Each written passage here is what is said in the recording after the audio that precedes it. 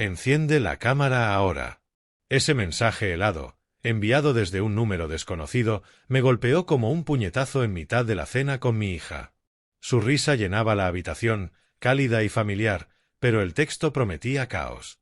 Cuando intentó tomarme de la mano para agarrar mi teléfono, la puerta se abrió de golpe. No vas a creer quién apareció. Antes de continuar, suscríbete al canal y cuéntanos en los comentarios desde dónde nos estás escuchando. Mis manos temblaban mientras sostenía el cheque.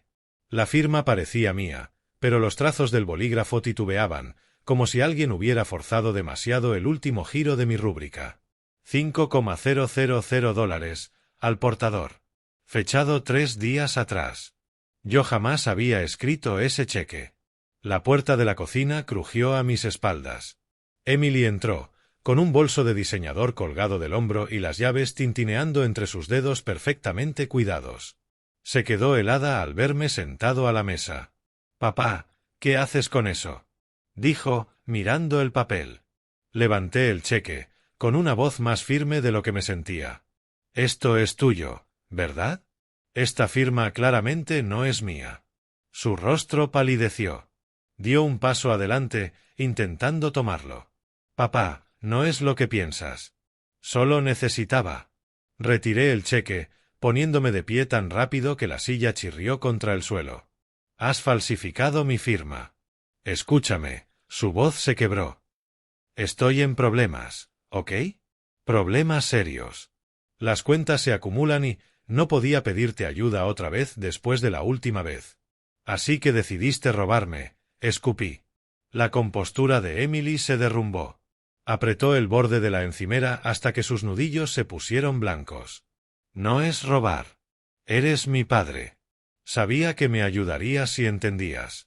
«¿Entender qué? ¿Que mi hija es una criminal?». La palabra le golpeó como una bofetada. Sus ojos destellaron con algo peligroso. «¿Criminal? ¿En serio? Después de todo lo que he pasado desde que mamá murió, ¿crees que quise llegar a esto?». El pecho se me apretó. La muerte de Margaret había sido dura para ambos, pero Emily se había hundido en una espiral que yo no podía seguir. Apuestas, compras, mentiras sobre el dinero. «Tu madre siempre temió que amaras más el dinero que a las personas», dije en voz baja. «No. No te atrevas a meter a mamá en esto». Su tono se volvió helado. Ella lo habría entendido. ¿Entendido qué? ¿Falsificar cheques? ¿Mentirle a los bancos? Emily me sostuvo la mirada unos segundos y luego soltó una risa rota. ¿De verdad crees que esto se trata de un cheque? No tienes ni idea, ¿verdad? Algo en su voz me hizo sentir un nudo en el estómago. ¿De qué estás hablando? Olvídalo. Olvida todo, dijo, dándose la vuelta hacia la sala. La seguí, aún aferrando el cheque. Emily, ¿qué quieres decir? Que no sé. Se movía rápido, guardando cosas en su bolso, el cargador del móvil, un frasco de perfume, los gestos nerviosos de alguien que planea huir. ¿Quieres respuestas? Se giró con los ojos encendidos. Bien. No es la primera vez, papá. Ni de lejos. Y no me arrepiento. Tú te sientas aquí contando tus monedas mientras yo me ahogo. Pues felicidades, me has atrapado. El mundo me dio vueltas. ¿Qué estás diciendo? Que nunca me entendiste. Mamá sí, pero tú solo juzgas. Siempre críticas, nunca soluciones. Cerró el bolso de un tirón. Estoy cansada de explicarme a alguien que solo me ve como una decepción. ¿Cuántas veces? Susurré. Emily se detuvo en la puerta, con la mano en el pomo. Me miró con algo parecido a la lástima. Más de lo que quieres saber, papá. Mucho más. La puerta se cerró de golpe. Por la ventana, la vi caminar hacia su coche, los tacones resonando en el pavimento. El motor rugió y desapareció. Me quedé solo en la sala, aún sosteniendo el cheque que lo había comenzado todo. Afuera, un perro ladró una vez y luego cayó. El vagón del metro se balanceaba mientras llegábamos a la estación del distrito financiero. Apenas había dormido, con las palabras de Emily repitiéndose en mi cabeza, más de lo que quieres saber. El cheque pesaba en el bolsillo interior de mi chaqueta, arrugado de tanto doblarlo. Necesitaba saber hasta dónde llegaba esto. El edificio del banco se alzaba 40 pisos contra el cielo gris de la mañana. Dentro, los suelos de mármol reflejaban la luz fría y el bullicio del inicio de jornada. Pedí hablar con alguien que pudiera revisar mi historial de cuenta. Señor Harper, una mujer de unos 30 años se acercó, tendiéndome la mano. Soy Sarah Wilson, especialista en préstamos. Me han dicho que tiene preguntas sobre su cuenta. Nos sentamos frente a frente, separados por pilas ordenadas de papeles y una pantalla que inclinó hacia mí. Saqué el cheque con los dedos temblorosos. Encontré esto ayer en mi cocina. Yo no lo firmé. Sarah lo examinó, y su sonrisa profesional vaciló apenas un segundo. Entiendo. Permítame abrir su perfil completo. Tecleó unos segundos. Señor Harper, usted tiene un préstamo activo de $500,000. Las palabras me cayeron como agua helada. Es imposible. Jamás pedí ese préstamo. Fue aprobado hace 6 meses. Giró la pantalla hacia mí. Aquí está su firma en todos los documentos. Me incliné, forzando la vista sobre las imágenes digitales. La firma era idéntica a la mía, pero no recordaba nada de esos papeles, fechas o montos. Esto es una falsificación. Mi voz sonaba extraña, distante. Mi hija. Dios mío, ¿qué ha hecho? La expresión de Sarah se suavizó. Señor Harper, lo lamento. Es una situación muy seria. Si estas firmas son fraudulentas, debemos... Muéstreme todo. Durante 20 minutos me guió por un rastro de destrucción financiera. El $500,000 era solo el inicio. Tarjetas de crédito abiertas a mi nombre, préstamos menores, adelantos en efectivo, todo con mi firma falsificada, aprobados gracias a que antes mi historial crediticio era impecable. La exposición total es de aproximadamente $700,000, dijo con cuidado. La vista se me nubló. $700,000, mi jubilación, el valor de la casa, todo lo que Margaret y yo habíamos construido en 40 años, desaparecido. ¿Cuándo empezó? La primera transacción fue hace 11 meses. Una tarjeta pequeña, de $5,000. Luego escaló. 11 meses. Justo después del funeral de Margaret, cuando Emily parecía tan devastada, y yo intentaba consolarla. En ese momento, ya estaba planeando esto. ¿Qué opciones tengo? Sarah me entregó un fajo de copias. Debe denunciar un robo de identidad a la policía. El banco investigará. Pero, señor Harper, titubeó. Este nivel de fraude sistemático, sobre todo si es por un familiar, será complicado. Me levanté con las piernas flojas, abrazando los documentos contra el pecho. El aire acondicionado me helaba la piel. Gracias, logré decir. Debo informarle que algunos préstamos ya están en impago. Recibirá notificaciones legales pronto. El ascensor hacia abajo parecía no llegar nunca. Cuando por fin puse un pie en la acera, el calor del verano me golpeó como una pared. La gente pasaba a mi lado hablando por teléfono, con cafés en la mano, viviendo sus vidas normales, mientras la mía se derrumbaba. Bajé la mirada hacia los papeles que sostenía, pruebas impresas en blanco y negro de la traición de mi hija. Al llegar a casa, las llaves cayeron sobre la encimera con un chasquido seco. El ambiente se sentía distinto, como si hubiera entrado en la escena de un crimen. Extendí los documentos bancarios sobre la misma mesa donde, apenas 24 horas antes, había encontrado aquel primer cheque. $700,000. Los organicé en orden cronológico, trazando la línea de tiempo de la estafa de Emily. Noviembre de 2024, la primera tarjeta de crédito. Diciembre, un préstamo personal de 20.000. Enero, otra tarjeta. Febrero, el gran golpe, una hipoteca de $500,000 contra mi casa. Mi casa. La que Margaret y yo compramos recién casados, donde criamos a Emily, donde Margaret murió en nuestro dormitorio de arriba. Entré al salón, buscando su rostro. La foto de Margaret sonreía desde la repisa, tomada en nuestro 30º aniversario. Llevaba su vestido azul, el mismo que Emily tomó prestado después, y jamás devolvió. ¿Qué me dirías que hiciera? Pregunté al aire. Margaret siempre había visto a través del encanto de Emily. Ella ama más el dinero que a las personas, me dijo una vez, después de que Emily pidiera prestados $200 y desapareciera por una semana. Un día eso va a destruir a alguien. Yo defendí a nuestra hija, acusando a Margaret de ser demasiado dura, demasiado desconfiada. Ahora entendía que solo intentaba protegerme. De vuelta en la cocina, saqué un bloc de notas y empecé a escribir. Mis opciones eran pocas y todas dolorosas. Podía llamar a la policía, denunciar por robo de identidad y fraude. Emily probablemente acabaría en prisión. O podía intentar manejarlo en privado, exigirle que pagara, salvar de algún modo nuestra relación. Pero los números contaban otra historia. Aunque quisiera pagarme, cosa que dudaba después de su reacción de ayer, Emily no tenía $700,000. Nadie acumula esa deuda por accidente. Esto había sido un robo calculado, sistemático. Tomé el teléfono y busqué su contacto. Mi dedo se detuvo sobre el botón de llamada. ¿Qué esperaba? ¿Que rompiera a llorar, se disculpara, prometiera arreglarlo todo? ¿Que nos abrazáramos y lloráramos como en el funeral de Margaret? Pero la mujer que salió de esta casa dando un portazo ayer no era esa persona.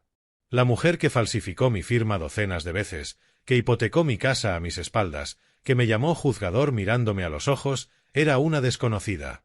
Pero seguía siendo mi hija. Dejé el teléfono y me acerqué a la ventana. En el jardín aún estaba el columpio de su infancia, oxidado pero entero.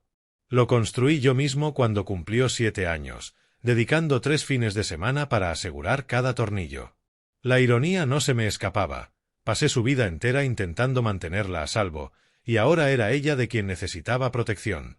El teléfono vibró. Un mensaje de Mike, mi antiguo compañero, hace semanas que no sé de ti. Café esta tarde.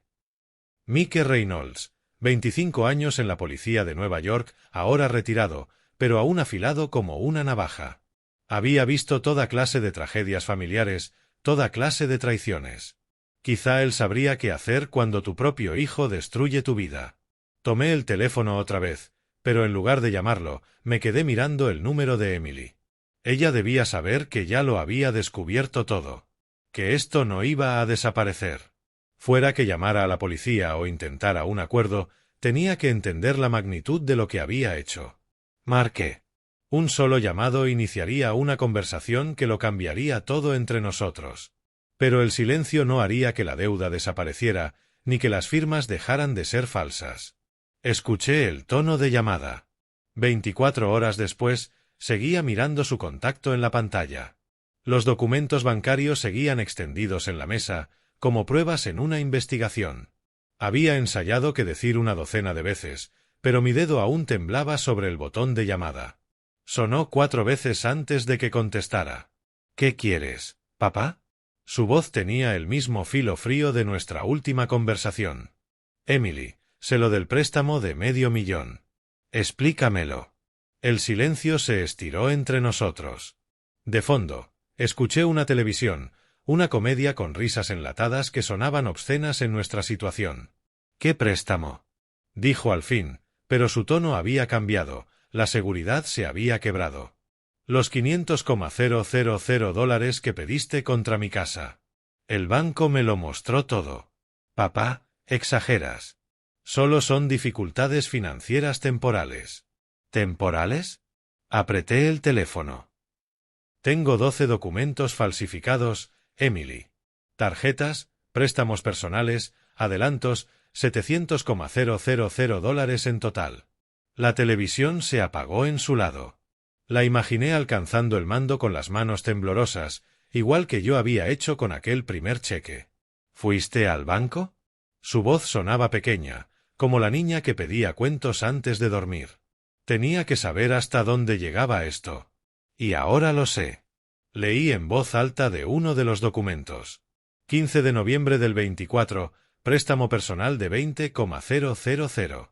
3 de diciembre, otra tarjeta. Enero. Basta, me cortó, aguda. Solo basta, ¿ok? Nunca quise que llegara tan lejos. Pero llegó.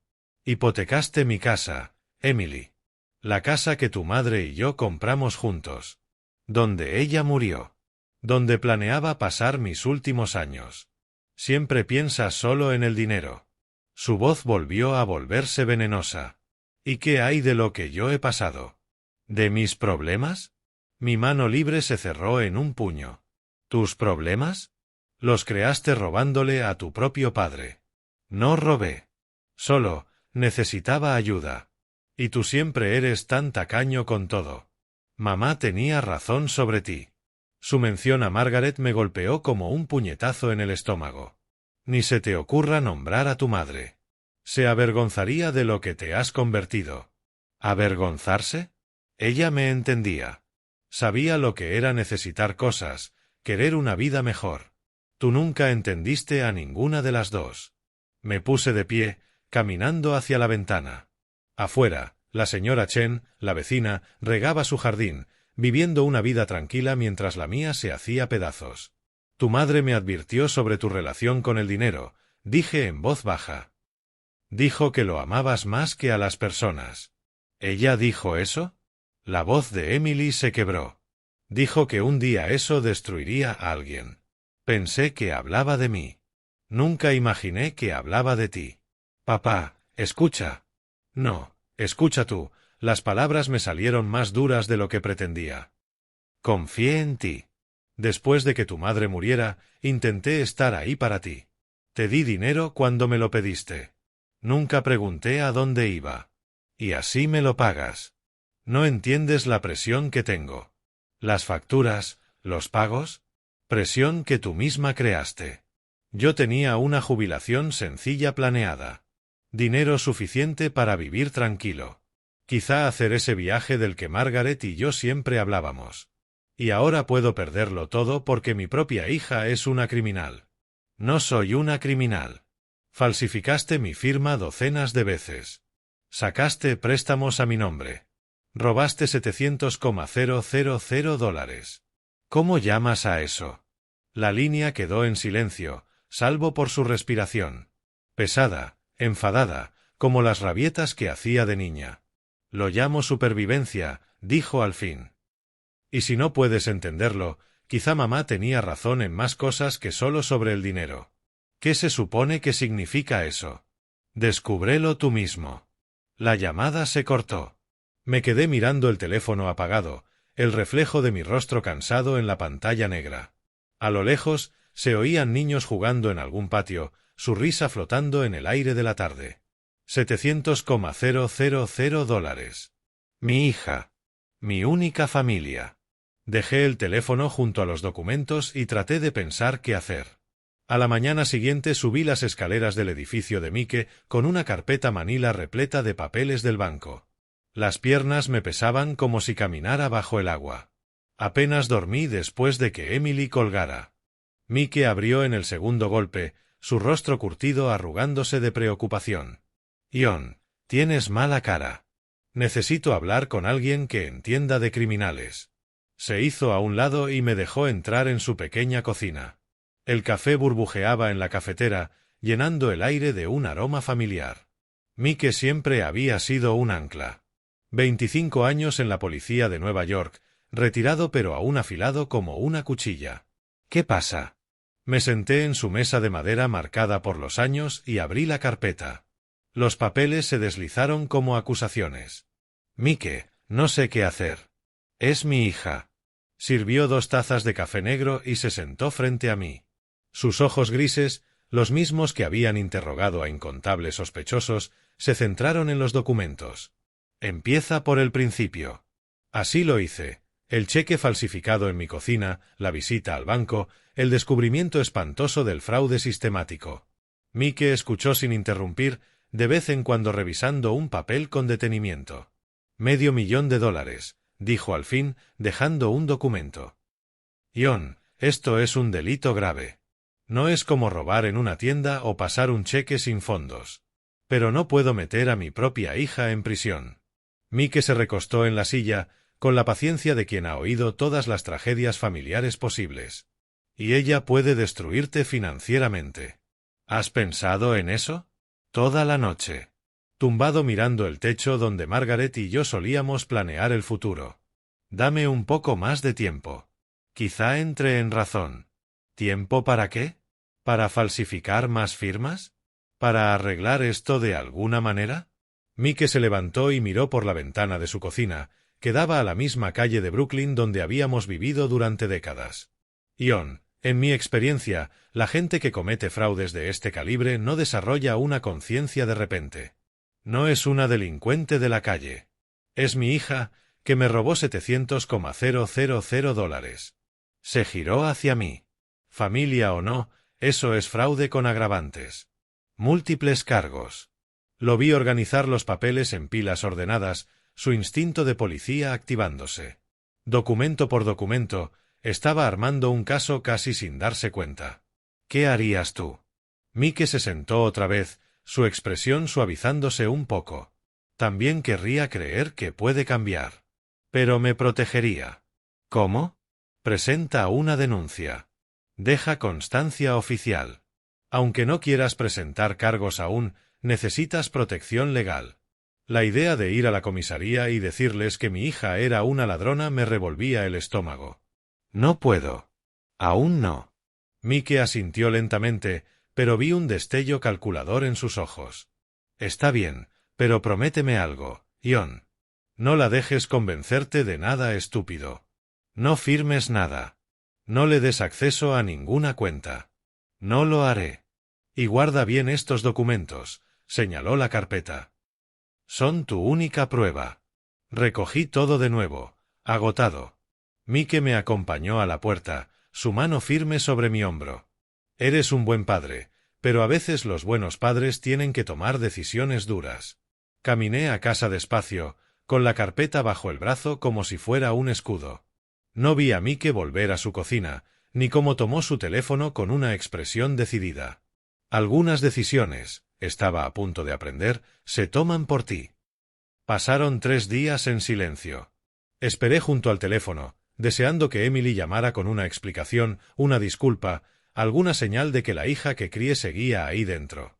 El jueves por la noche, mientras picoteaba una cena de microondas, sonó el teléfono. Su nombre iluminó la pantalla. Hola, papá. Su voz era distinta, suave, vacilante, casi tímida. He estado pensando en nuestra última conversación. Por poco se me cae el teléfono. No esperaba oírte.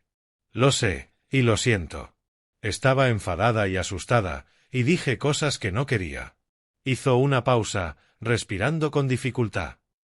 He estado reflexionando mucho estos días. Mi corazón latió con algo que se parecía peligrosamente a la esperanza. ¿Sí? Sé que te he hecho daño. Mucho daño. Y quiero arreglarlo todo. Su voz tenía el mismo tono que usaba de niña cuando rompía algo y quería arreglarlo antes de que yo me diera cuenta. Yo también quiero eso, cariño. ¿Quieres venir a cenar mañana? Prepararé tu plato favorito. Ese estofado con zanahorias que tanto te gustaba cuando mamá lo hacía. Las lágrimas me picaron los ojos. El estofado de Margaret. Emily no lo había hecho desde el funeral. Por supuesto. Sabía que al final lo entenderías. Lo entiendo. Y papá, trae todos los papeles del banco. Los revisaremos juntos y veremos cómo arreglar este desastre. La oleada de alivio fue tan grande que tuve que sentarme. ¿De verdad? ¿Lo dices en serio? Lo digo en serio. Mañana a las 7. De acuerdo. Y papá, te quiero. Sé que no lo digo lo suficiente, pero te quiero. Cuando colgó, me quedé sonriendo como un tonto. La Emily que me llamó era la que recordaba, reflexiva, arrepentida, dispuesta a asumir su responsabilidad. La mujer dura de antes debía de ser solo el miedo hablando, el pánico de haber sido descubierta. La gente podía cambiar, sobre todo cuando se daba cuenta de lo mucho que podía perder. Pasé el día siguiente planeando qué diría, cómo trabajaríamos juntos para resolver el desastre financiero. Quizá pudiera conseguir un préstamo de su empresa o establecer un plan de pagos con los bancos. Lo importante era afrontarlo juntos. A las 6:30, guardé la carpeta en el coche y conduje hacia Manhattan. El tráfico estaba fluido y encontré aparcamiento justo frente a su edificio. Todo parecía encajar. En el ascensor me descubrí tarareando, algo que no hacía desde que Margaret murió. El olor del estofado me envolvió cuando Emily abrió la puerta. Por un momento, fue como retroceder en el tiempo. Papá me abrazó con fuerza. Había peinado su cabello como a Margaret le gustaba. Me alegra tanto que hayas venido. La mesa estaba puesta con su mejor vajilla, velas encendidas entre las copas de vino. Incluso se había puesto el vestido que le compré la última Navidad. Esto está precioso, M. Quería que fuera especial, un nuevo comienzo para nosotros. Tomó la carpeta de mis manos y la dejó con cuidado sobre la mesa auxiliar. Vemos todo esto después de cenar, ¿sí? Quiero entenderlo todo. Le apreté la mano, abrumado de gratitud por creer que mi hija había regresado a mí. No tenía idea de que estaba preparando la trampa perfecta. Me desperté antes del amanecer, con la mente puesta de inmediato en la cena de esa noche. Por primera vez en días, sentí algo parecido a la esperanza. Emily quería arreglar las cosas. La rutina matutina se sintió distinta, con propósito. Escogí mi mejor traje azul marino, el que Margaret decía que me hacía parecer más joven, y lo planché con cuidado. Cada pliegue debía ser perfecto. Después del desayuno, saqué los álbumes de fotos familiares, algo que no hacía desde el funeral de Margaret. Página tras página de la infancia de Emily. Su primer día de escuela, las fotos de Navidad sin los dientes delanteros, la graduación de secundaria con esa sonrisa radiante. ¿Dónde había quedado esa dulce niña? Allí estaba, a los 7 años, con una flor en el pelo tras ayudar a Margaret a hacer galletas. Y a los 15, rodando los ojos ante mi cámara, pero riendo a pesar de sí misma. La transformación no había sido de la noche a la mañana. En algún punto entre la universidad y ahora, la hija que conocía desapareció, reemplazada por alguien capaz de robarle a su propio padre. Esta noche la recupero, le dije a la foto de Margaret sobre la repisa. Al mediodía ya tenía todos los documentos del banco organizados en orden cronológico. Cada papel contaba parte de la historia de la desesperación de Emily, pero esa noche también contarían la historia de nuestra reconciliación. Trabajaríamos juntos, estableceríamos un plan de pagos, reconstruiríamos nuestra relación sobre la honestidad. En la floristería de la Séptima Avenida había rosas blancas, las favoritas de Emily desde niña. Margaret se las compraba cada cumpleaños. ¿Ocasión especial?, preguntó la anciana detrás del mostrador. Estoy reconciliándome con mi hija. Su rostro se iluminó. ¡Qué maravilla! Estas serán perfectas. Elegí una docena, envueltas en papel amarillo pálido. Emily solía decir que el amarillo era el color de los nuevos comienzos. La tarde pasó lentamente. Limpié la casa otra vez, aunque ya estaba impecable. Me revisé en el espejo una docena de veces. Practiqué lo que diría. Emily, podemos superar cualquier cosa juntos. Te quiero más de lo que jamás sabrás. A las 5 llamé a un taxi. Los documentos fueron a mi viejo maletín de cuero, las flores, cuidadosamente en mis brazos. El anillo de compromiso de Margaret, que había guardado para el día de la boda de Emily, lo puse en el bolsillo de mi chaqueta. Quizás se lo daría igual, como símbolo de confianza recuperada. El trayecto en metro hasta Manhattan se sintió eterno. La gente pasaba apresurada, ajena a mi vida, mientras yo abrazaba el maletín que contenía tanto las pruebas de los crímenes de mi hija como nuestra posible ruta hacia el perdón. El edificio de Emily se alzaba frente a mí, de cristal y acero contra el cielo oscurecido. Miré el reloj, 6:55 de la tarde perfecto. En el ascensor, mi reflejo me devolvió la mirada, esperanzado, nervioso, todavía creyendo que el amor podía vencerlo todo. El aroma de las flores llenaba el pequeño espacio, prometiendo nuevos comienzos. La puerta se abrió y Emily estaba allí, deslumbrante con el vestido azul que le regalé en Navidad. Corrió a abrazarme con lo que parecía un calor genuino. «Papá, estás guapísimo». Tomó las flores y hundió la cara en los pétalos. «Rosas blancas, lo recordaste». Su apartamento olía a estofado, tal como había prometido. La mesa estaba puesta con su mejor vajilla, velas parpadeando entre copas de cristal. Por un instante, sentí que volvía a aquellas cenas familiares cuando Margaret aún vivía. Es precioso, M. Quería que esta noche fuera especial, un nuevo comienzo para nosotros. Me guió hacia el sofá, tomó mi maletín y lo dejó con cuidado en la mesa auxiliar. ¿Vino? Compré ese merlot que te gusta. Nos sentamos frente a frente en la mesa elegante, pero algo se sentía raro. Emily miraba el maletín con frecuencia, y vi facturas desperdigadas bajo unas revistas en la mesa de centro, estados de cuenta, avisos de atraso, el rastro apenas oculto de un caos financiero. El estofado está igual que el de mamá, dije, intentando rescatar la calidez de nuestra llamada. Encontré su tarjeta de recetas. Sonrió, pero su sonrisa parecía forzada. Papá, ¿sobre esos documentos? Ya llegaremos a eso, corté, saboreando otro bocado. Lo importante es que volvemos a hablar. Yo también, pero su pierna no dejaba de moverse bajo la mesa. ¿Cuánto dijiste que era el total? 700.000. Pero lo importante es que lo vamos a resolver juntos. Asintió rápido. Demasiado rápido. Exacto. Eso es lo que quiero hablar. Sus dedos tamborileaban en la copa de vino. He estado pensando en la logística. Me alegra que lo tomes en serio. Lo tomo muy en serio. Su rostro se volvió más calculador. Esto es lo que necesito de ti, papá. Para devolverte el dinero necesito capital inicial. Un pequeño préstamo, tal vez unos $100.000 para empezar. Tengo oportunidades de inversión que generarían ingresos para devolverte rápido. El estofado se volvió ceniza en mi boca. Emily, me debes $700.000. No he venido aquí para prestarte más. Papá, piénsalo lógicamente. Su voz tomó el tono condescendiente que usaba de adolescente. No puedo ganar dinero para devolverte si no tengo dinero para invertir. Dejé el tenedor, mirándola fijamente a la luz de las velas. ¿Me estás pidiendo en serio más dinero? Te propongo una solución de negocio. La dulzura de su voz se desvanecía. ¿Quieres tu dinero de vuelta? Así lo conseguimos. Emily, esto es absurdo. Me robaste. Falsificaste mi firma docenas de veces. Hipotecaste mi casa. Y ahora quieres más. No es darte, es invertir. Su tono subió de golpe. Estás siendo increíblemente corto de miras. Me levanté, la silla chirriando contra el suelo. ¿Yo corto de miras?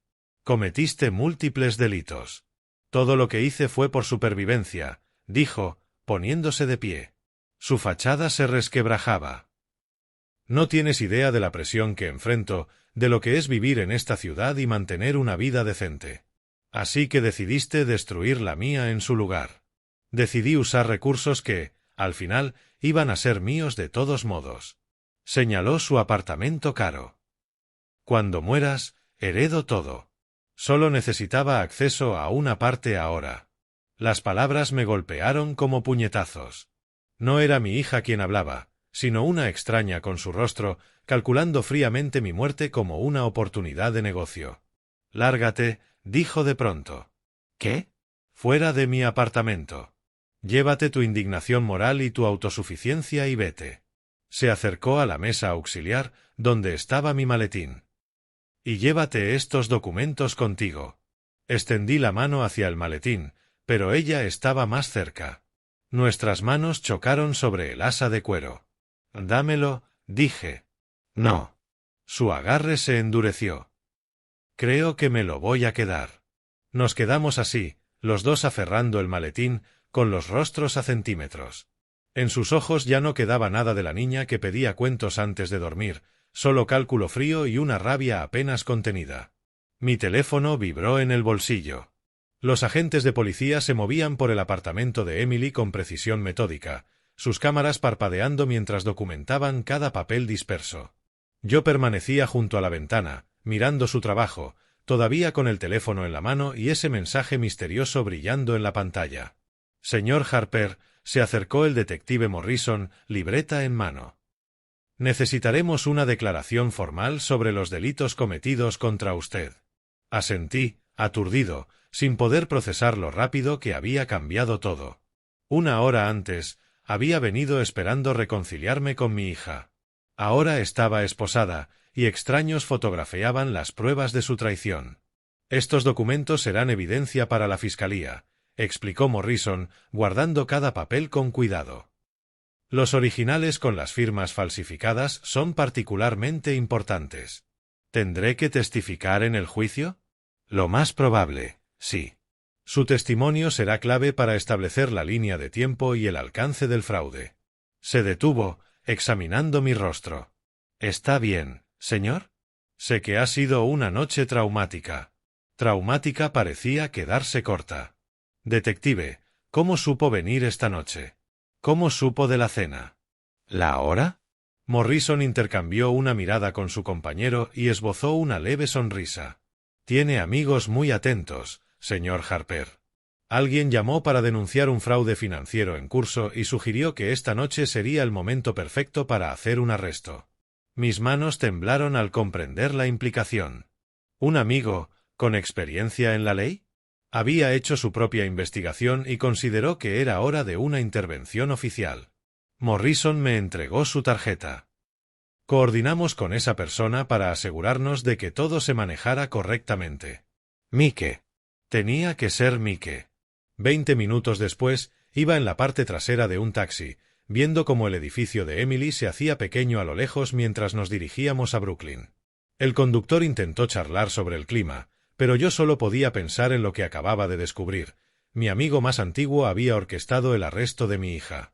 En casa, me senté en la sala, rodeado por las mismas fotos familiares que había mirado esa mañana, cuando aún tenía esperanza. El rostro de Margaret sonreía desde la repisa, y me pregunté qué pensaría de lo ocurrido. ¿Se sentiría orgullosa de que se hiciera justicia? ¿Destrozada porque nuestra hija estaba en la cárcel? ¿Agradecida de que Mike me protegiera cuando yo no podía protegerme a mí mismo? Tomé el teléfono y busqué el contacto de Mike. Mi dedo quedó suspendido sobre el botón de llamada, igual que la primera vez que decidí enfrentar a Emily por el cheque falsificado. Eso parecía una vida atrás. El SMS seguía en la pantalla. Enciende la cámara. Va a haber un espectáculo ahora. Todo tenía sentido. Mike quería evidencia en vídeo de la confesión de Emily, sus exigencias de más dinero, su falta total de remordimiento. Él había orquestado todo. Marqué su número. Mike, organizaste el arresto, ¿verdad? Sí, respondió sin vacilar. Lo había llamado a las 8 de la mañana, tras una noche en vela mirando el techo. Su confesión directa me golpeó, aunque ya lo sabía. Ion, tú nunca habrías hecho esto por ti mismo, dijo con calma. La quieres demasiado para ver claro. ¿Desde cuándo lo planeabas? Desde el día que saliste de mi apartamento. Vi que jamás presentarías cargos, que nunca te protegerías, así que decidí hacerlo yo. Su voz tenía la misma autoridad serena de sus días en la policía. La seguí 3 días. ¿Seguiste a Emily? Estaba reuniéndose con otras posibles víctimas, Ion. Hombres mayores, en su mayoría. Ya buscaba a sus próximos objetivos mientras te manipulaba para sacarte más dinero. Escuché el ruido de papeles al otro lado de la línea. Documenté todo, las reuniones, los lugares, el patrón de comportamiento. Contacté a Morrison el martes, un antiguo colega. Le mostré los documentos que me diste, más mis fotos de vigilancia. Llevaban tiempo buscando a alguien con el perfil de Emily. El SMS de anoche, eras tú. Necesitaba evidencia en vídeo de que te pedía más dinero. Prueba de que no tenía intención de devolverte nada. ¿Estabas viéndolo todo? Desde la calle, Ion. Cuando vi que agarraba tu maletín y la discusión subía de tono, mandé el mensaje y llamé a Morrison. Me quedé mirando la calle tranquila de Brooklyn donde Mike y yo habíamos sido vecinos durante 20 años. Podrías haberme avisado. No. Lo habrías intentado detener, o advertirla, o saboteado tu propia protección. Su tono se suavizó. Los amigos se protegen, incluso cuando duele. Irá a prisión. Pertenece a prisión, Ion. Si no hubiera actuado, estarías en bancarrota en un año.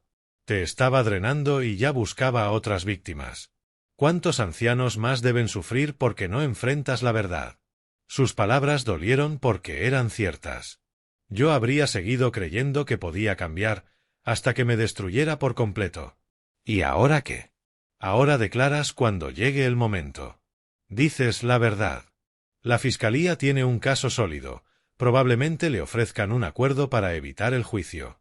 Me dejé caer en la mesa de la cocina, agotado. No sé cómo sentirme. Agradecido de que alguien hiciera lo que tú no podías. Aliviado de que tu futuro esté a salvo. Orgulloso de que, al fin, la estés haciendo responsable. ¿Vendrás conmigo a la audiencia? Por supuesto. La enfrentaremos juntos, como todo en estos años. 3 semanas después, Mike pasó por mí en su viejo Honda y fuimos al Tribunal Federal de Manhattan para la sentencia de Emily.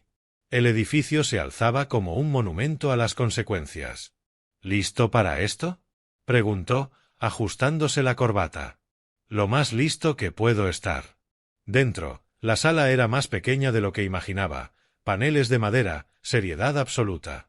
Emily estaba en la mesa de la defensa, con un mono naranja y el pelo recogido, nada que ver con la mujer elegante que me sirvió cena 3 semanas antes.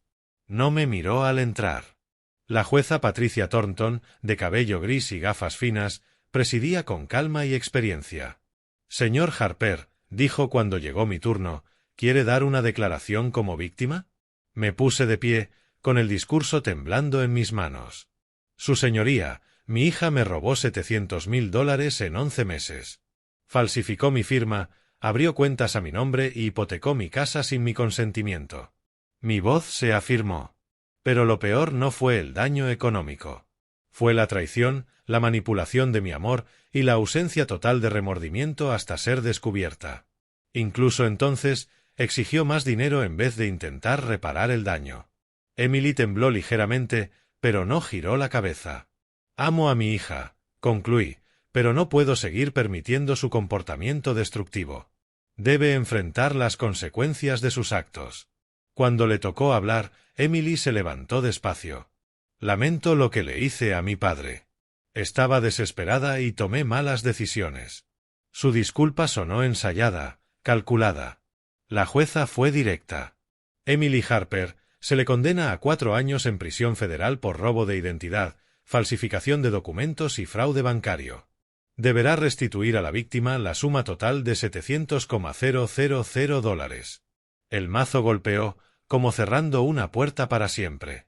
Mientras se la llevaban, me miró por fin. Espero que estés feliz ahora.